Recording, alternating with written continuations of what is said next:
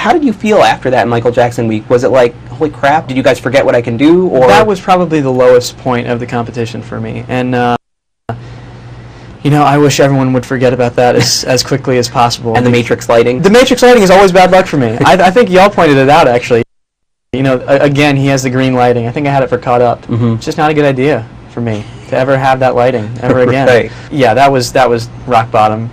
And I did feel like I had to go and prove that I could sing because, even in the top 36, the Angel of Mine performance, it was fine, but it was a little boring.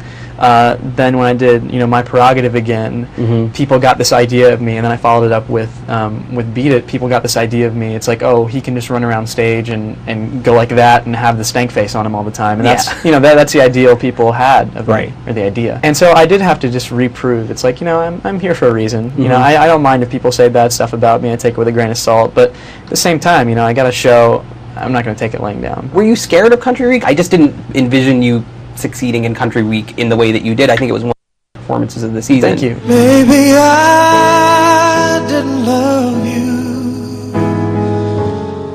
quite as often as I could have. Country Week was when I decided it's like, okay, I have to start rearranging stuff if I'm going to succeed. Yeah.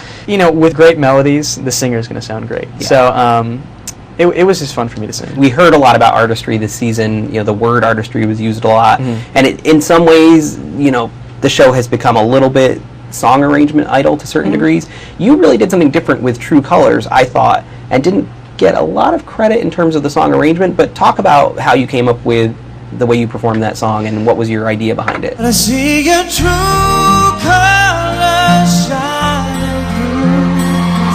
Your true colors, and that's why I love you. I think David Cook has said this publicly before too. It's like YouTube helped him win the competition. He said that, and I think it's invaluable for all of us because, what I did, True Colors, like I said, great melody, and the trick is changing the melody around. I found an Ava Cassidy version that I really liked, and I found a Jill Scott hook that she did on a hip-hop song. It actually didn't succeed as well as I wanted it to, because the Jill Scott version has this very, very hip-hop beat. It's almost 808 in there, and that's what I wanted to convey. Didn't, like I said, doesn't necessarily work on the Idol stage, that style of music, but that's what I was going for, to hip-hop it up. Can you get the band to hip-hop it up, or is it a little bit of a fight to get that sound coming from that band? Ricky and the band are great. It's as much sort of instrumentation as it is the difference between the live show and the feed that you get on TV.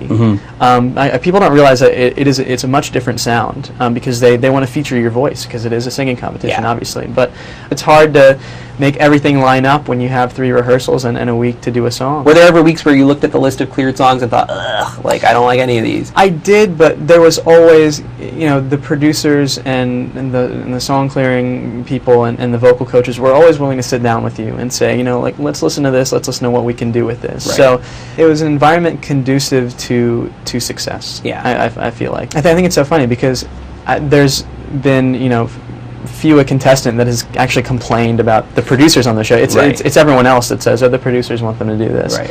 Producers are, really, really helpful people, really genuinely nice people, so it helps to have them around.